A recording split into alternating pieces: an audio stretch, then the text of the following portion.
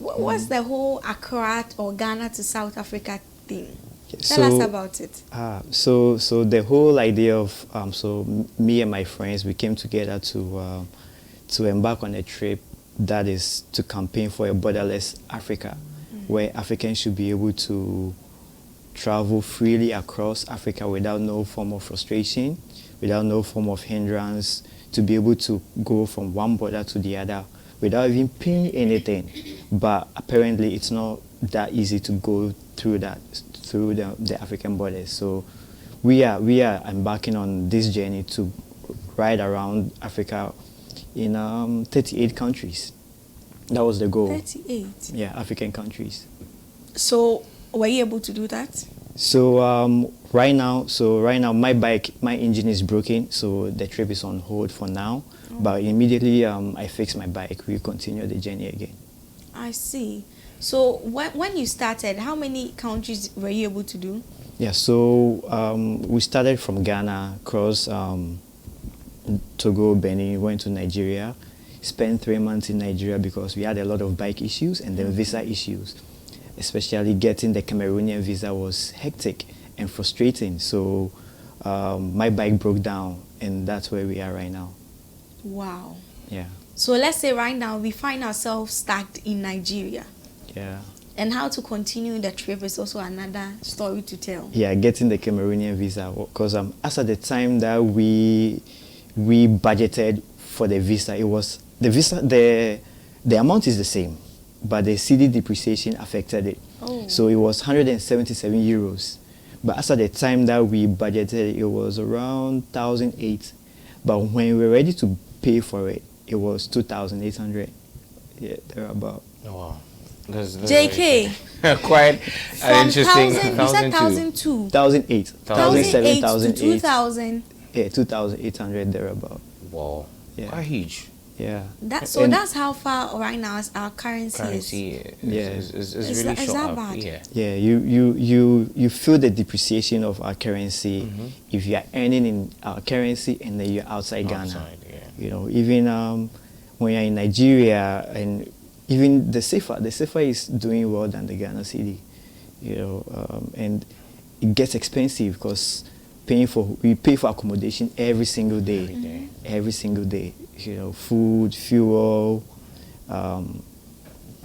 medical, and some few other stuff. You know, so those are the challenges that we face because we're earning in Ghana cedi too. You know, so that is the challenges that we faced. Okay, I want us to touch on the risk factor and also your safety because it's very necessary, you know, moving on this journey, trying to explore the whole place. How do you go about it? Because health is very necessary. Yeah. You know, as you mentioned, you spoke about accommodation, food and Yeah. all that. How do you put yourself together then? Yeah, so before we started the trip, my friends and I, me, Gosh, and then Xavier. So with Xavier, he has done West Africa, the whole of West Africa, all the 16 West African countries. So he has a bit knowledge about crossing borders and stuff like that, you know. But we had a meeting and then we discussed about everything, accommodation, health, and all those aspects. But getting on the trip, you know, there are a lot of unforeseen circumstances. Exactly. You know, things change. Especially, we didn't plan to spend 3 months in Nigeria, but we spent 3 months in Nigeria. We paid for accommodation every single day. Bike broke down. You know, I had a dented rim, and then I couldn't get it, so I had to forge and go a whole lot of to places to even try and fix it. Yeah. You know, certain parts too, you wouldn't be able to get certain parts for your bike. And then at a certain point too, in Nigeria, for instance, at a certain point we go military escort. You know, it wasn't official though, but it was helpful. You know, we get to a place where it's about to rain, it's getting dark.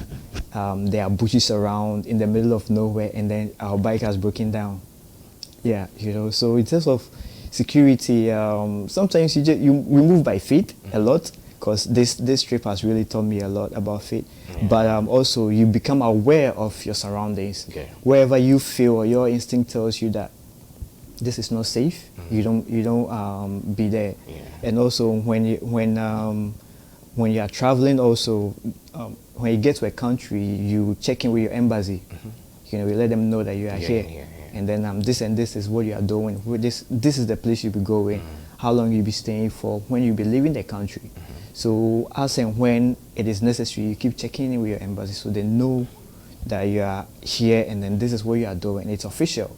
So you don't get harassment from police. You don't get harassment from, in Nigeria there's something called agbero. Okay. Yeah, you don't get harassment from these things and these people, you know. Wow. So in terms of security, we are able to get through a lot of stuff, because also you meet people, you meet amazing people who provide accommodation for you.